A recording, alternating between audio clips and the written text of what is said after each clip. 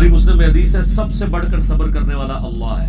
لوگ اس کے لیے شریک ٹھہراتے ہیں, پھر بھی ان کو کھانا بھی کھلاتا ہے, درگزر کی روش اختیار کرتا ہے. الٹیمیٹلی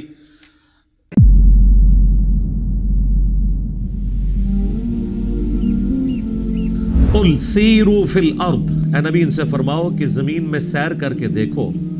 ثم انظروا کیف کان عاقبۃ المکذبین, اور پھر دیکھو کہ کیا انجام ہوا جھٹلانے والوں کا. یعنی اگلے انبیاء کی جو قومیں ہلاک کی گئیں ان کے کھنڈرات سے گزرو اور وہاں سے عبرت حاصل کرو.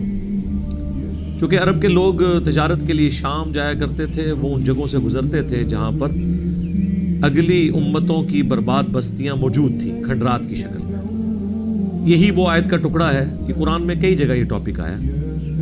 اکثر لوگ جو یہ سیر سپاٹے کے لیے نکل جاتے ہیں نا تو کہتے ہیں جی قرآن میں حکم ہے سیروا فی الارض. او بھائی اگے بھی پڑھو. سیروا فی الارض کا مطلب یہ نہیں ہے کہ وہاں جا کے آپ نے جو ہے وہ مرد و عورت کا بےہودہ اختلاط کرنا ہے اور اس قسم کی جو ہے وہ ہلڑ بازی کرنی ہے, بلکہ یہ ہے کہ عبرت حاصل کرنی ہے. تو آپ سیروا فی الارض ضرور کریں. اللہ تعالیٰ کی قدرت کے جو نظارے ہیں وہ دیکھیں, کھنڈرات کو دیکھیں اور عبرت حاصل کریں کہ آپ سے پہلے یہ لوگ دنیا میں آباد تھے, آج ان کا نام لیوا بھی کوئی نہیں ہے. کھنڈرات ہیں, ان کے برتن بھی ٹوٹ گئے, قبروں تک کے آثار موجود نہیں ہیں. آپ یہ قلعے جتنے بھی دیکھیں, جہلم میں بھی قلعہ روہتاس موجود ہے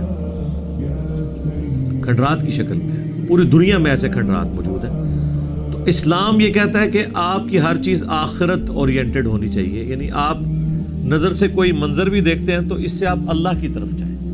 پہاڑ دیکھتے ہیں, درخت دیکھتے ہیں, خوبصورت مناظر دیکھتے ہیں تو کریشن کو دیکھ کر کریٹر تک پہنچیں. اور اسی طریقے سے جو کھنڈرات ہیں ان کو دیکھ کر عبرت حاصل کریں کہ موت وہ اٹل حقیقت ہے جس سے کوئی جان نہیں چھڑا سکتا. بڑی بڑی قومیں جو اپنے زمانے میں بڑی تمدن کی امام تھیں, یہ پیرامڈز جو ہیں گیزا کے مصر میں, اہرام مصر دیکھ لیں, آج ان کا نام لیوا کوئی نہیں ہے, ان کے کھنڈرات موجود ہیں. تو اے نبی ان سے فرماؤ زمین میں گھومو پھرو, پھر دیکھو کہ کیا انجام ہوا جھٹلانے والوں کا. قل لمن ما فی السماوات والارض, اے نبی ان سے فرمائیں پوچھنے کے انداز میں کہ آسمانوں اور زمین میں جو کچھ ہے اس کا مالک کون ہے, یہ کس کا ہے. قل اللہ, پھر خود ہی ان سے فرمائیے کہ سب کا مالک اللہ ہے. کتب علی نفسہ الرحمہ, اس نے اپنے اوپر لازم کر لیا ہے کہ وہ رحم کی روش اختیار کرے گا, ہر حال میں رحم کرے گا. یعنی رحم والا جو ایلیمنٹ ہے یہ غالب ہے. بخاری اور مسلم دونوں میں حدیث ہے, اللہ تعالیٰ نے مخلوقات کی پیدائش سے پہلے اپنے پاس عرش پہ یہ عبارت لکھ لی تھی کہ میری رحمت میرے غضب پر سبقت لے جانے والی. یعنی ڈومیننٹ پہلو اللہ تعالیٰ کا رحمت والا ہے. اسی وجہ سے وہ ڈھیل بھی دیتا ہے. اسی وجہ سے اگر کوئی شخص توبہ کر لے تو نہ صرف اس کے گناہوں کو معاف کرتا ہے بلکہ سورۃ الفرقان میں آیا گناہوں کو نیکیوں سے بدل دیتا ہے. سورۃ الفرقان آیت نمبر 70. تو یہ اس کی رحمت ہے, رحمت والا ایلیمنٹ اس کا غالب ہے. لیکن انڈیا, پاکستان, بنگلہ دیش میں جو صوفیاء کے زیر اثر آپ کو بتایا گیا رحمت کا کنسیپٹ وہ بالکل غلط ہے.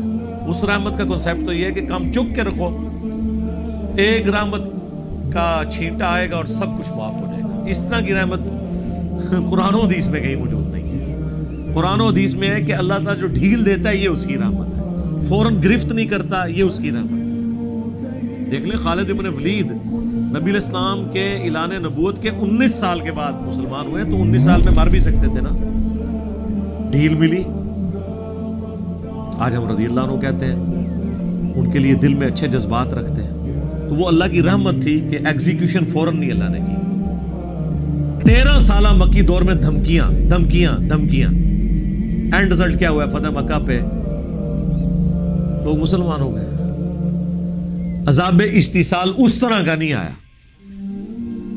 ٹھیک ہے غزوہ بدر میں آیا, احد میں آیا, خندق میں آیا, لیکن جو بڑی فائنل قسط آنی تھی وہ تو ٹل گئی. یہ اللہ کی رحمت کا غلبہ ہوا نا. بلکہ سورہ الممتحنہ میں پارہ نمبر 28 میں اللہ تعالیٰ نے بڑے سخت الفاظ کے اندر کنڈیم کیا ہے کافروں کے ساتھ دوستی کو. اس وقت مسلمانوں نے ان سے دوستیاں بھی گانٹ رکھی تھی، بعض نے کمزوری ایمان کی وجہ سے کہ کل کو کوئی برا وقت آیا تو یہ ہمارا ساتھ دیں گے. اسی کانٹیکسٹ میں وہ ابن ابی بلتا جو بدری صحابی تھے، انہوں نے نبی علیہ السلام کی مخبری بھی کر دی، بخاری مسلم میں آتا ہے. حضرت علی کو پیچھے بھیجا، انہوں نے جا کے خط ریٹریو کیا اس عورت سے. حضرت عمر نے کہا یا رسول اللہ اجازت دیں اس منافق کا گلا کاٹ دو. فرمایا چھوڑ دو، اللہ نے بدری صاحب کی اگلی پچھلی غلطیاں معاف کر دی. وہاں پہ سورہ ممتحنہ کی آیات نازل ہوئی تھی کہ چاہے کوئی قریبی رشتہ دار بھی ہے، اللہ اور اس کے رسول اور ایمان والوں سے کوئی آگے نہیں ہونا چاہیے. یہ آیات ابن ابی بلتا کے کانٹیکسٹ میں نازل ہوئی تھی، اور اس میں اللہ نے ایک چھوٹی سی بات کر دی تھی جس پہ میری نگاہ جب پڑی تو میں نے کہا واہ میرے مالک، یہ تیرے ہی کام ہے. اللہ جتنا حوصلہ کسی میں نہیں ہے. بخاری مسلم میں حدیث ہے سب سے بڑھ کر صبر کرنے والا اللہ ہے. لوگ اس کے لیے شریک ٹھہراتے ہیں، پھر بھی ان کو کھانا بھی کھلاتا ہے، درگزر کی روش اختیار کرتا ہے. الٹیمیٹلی کئی لوگ ایمان بھی قبول کر لیتے ہیں. تو یہ سورہ ممتحنہ میں سٹارٹ ہوا نا، یا ایھا الذین آمنوا لا تتخذوا عدوی وعدوکم اولیاء، مت دوست بناؤ میرے دشمنوں کو اور اپنے دشمنوں کو. اتلقون الیہم بالمودہ، تم تو ان سے بڑا ملاقات کرتے ہو نا محبت کے ساتھ، جبکہ انہوں نے کفر کیا ہے حق آ جانے کے بعد، اور انہوں نے رسول اللہ کو اور تمہیں وہاں سے مکے سے نکلنے پر مجبور کر دیا. اور پھر اللہ تعالیٰ نے کہا کہ آج بھی ان کا موقع لگے یہ تمہیں نہیں چھوڑیں گے. اور پھر آگے چل کر اللہ تعالیٰ نے اسی کانٹیکسٹ میں یہ بات کر دی جس میں اشارہ موجود ہے. ہاں آیت نمبر 7 میں اتنی کلاس لینے کے بعد اللہ نے کہا عسى الله ان يجعل بينكم وبين الذين عاديتم منهم مودة، ہو سکتا ہے کہ ان قریب ایسا وقت آئے کہ جو تمہارے دشمن ہیں اللہ تعالیٰ تمہارے اور ان کے دل میں اکٹھا ایک جگہ تم کو جمع کر کے محبت پیدا کر دے. واللہ قدیر، اللہ تعالیٰ قادر ہے. واللہ غفور رحیم، اللہ تعالیٰ بخشنے والا مہربان ہے. اس آیت میں مشہور یعنی یہ چیز آپ سمجھ لیں چھپی ہوئی تھی کہ ہو سکتا ہے ان قریب کوئی ایسا وقت آئے کہ جو تمہارے پکے دشمن ہیں یہ تمہارے جگری یار بن جائے. اور وہ ہو گیا. آپ دیکھ لیں جب وہ یرموک ہوئی ہے تو وہاں پر وہ اصحاب بھی تھے جو فتح مکہ پہ مسلمان ہوئے، اور لیڈرشپ میں خالد ابن ولید ہیں، ابو عبیدہ ابن جرح ہیں. اور وہاں بیٹھ کے وہ پھر گفتگو کرتے ہیں کہ دیکھو ہم نے تو کبھی سوچا بھی نہیں تھا، یہ رومن امپائر کے لوگ تو ہمیں کمی کمینوں کی طرح خیال کرتے تھے. اسلام کی وجہ سے اللہ نے ہمیں عزت دی. آج ہماری تلواروں کی آوازوں سے ان کے جو ہے در و دیوار کانپ رہے ہیں. ظاہر ہے وہ تو ڈرے ہوئے تھے، اور ڈر ان کا پھر ٹھیک اللہ نے کر دیا، ان سے ان کی امپائر چھین لی گئی.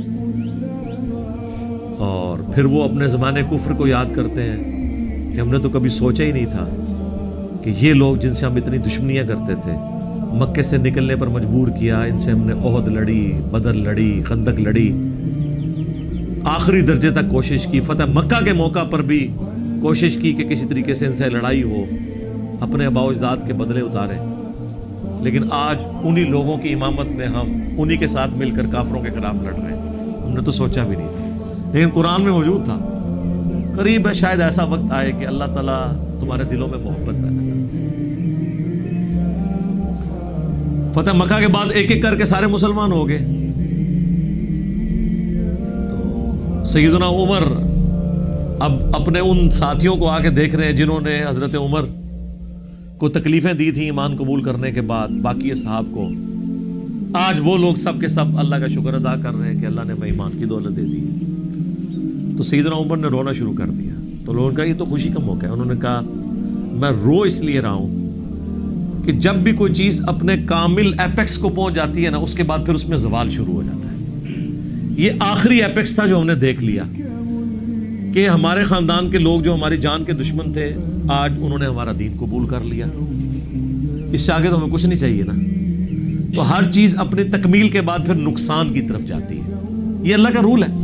بچہ پیدا ہوتا ہے، بڑا ہوتا ہے، جوان ہوتا ہے، پھر آہستہ آہستہ بڑھاپے کی طرف پھر مر جاتا ہے. قوموں کو عروج آتا ہے پھر زوال۔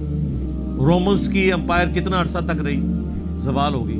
پرشین امپائر میں 1000 سال سے وہ آتش کدہ جل رہا تھا مسلسل، اس کو بجھنے نہیں دیا، وہ آگ کی پرستش کرتے تھے۔ مسلمانوں نے جا کے 1000 سالہ وہ آتش کدہ جہاں پہ شرک ہو رہا تھا ختم کر دیا۔ آج دوبارہ پرشین امپائر ہی نہیں ہے۔ سلطنت عثمانیہ مسلمانوں کی 600 سال تک رہی، ختم ہو گئی۔ ہر عروج کو زوال ہے۔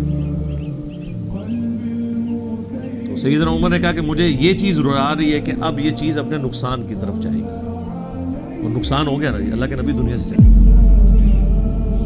مسلمانوں کے لیے سب سے بڑا نقصان تو یہ تھا کہ اب کسی ایک شخصیت پہ لوگ اس طرح جمع نہیں ہو سکتے، اپنے اجتہاد سے ہی کوئی کر سکتا ہے نا۔ اللہ کے نبی کے بعد تو فوراً لوگ کوئی دوسری بات کرتے ہی نہیں تھے۔ عرب کے بدو، جنگجو، ضدی، ہٹ درم قسم کے لوگ جو پانی پینے پلانے کے اوپر 3 نسلوں تک جنگیں کرتے تھے اور ایک دوسرے کو قتل کرتے تھے، لیکن نبی علیہ السلام ایک معجزانہ شخصیت ان میں۔ آپ ایک دفعہ ایک بات کرتے تھے، دوسری کو بات ہی کرنے کے لیے تیار نہیں ہوتے تھے۔ جنگ جمل صفین نہروان تو نہیں ہونی تھی نا اگر اللہ کے نبی اس وقت دنیا میں موجود ہوتے۔ امیجن کریں نا، لیڈرشپ ایک، کسی کی جرت نہیں۔ بخاری مسلم میں وہ حدیث نہیں ہے جب صحابہ کرام میں اختلاف پیدا ہوا انصار اور مہاجرین کے ایک لڑائی کے چکر میں تلواریں نکل آئیں، نبی علیہ السلام ممبر پہ چڑھے، بس صرف اتنی اناؤنسمنٹ کی کہ جاہلیت کی رسومات بس اتنا بات کرنی تھی، سب لوگ پیچھے ہٹ گئے۔ وہ لوگ تو کسی کی سنتے نہیں تھے، ایسا ان کے اوپر وہ غصے کا غلبہ ہوتا تھا اس وقت۔ تو یہ لیڈرشپ تھی نبی علیہ السلام کی۔ بہرحال اللہ نے ان کو پھر اکٹھا کر دیا جی بعد میں۔ وہ جو رحمت کا ذکر ہے، کتب علی نفسہ الرحمہ،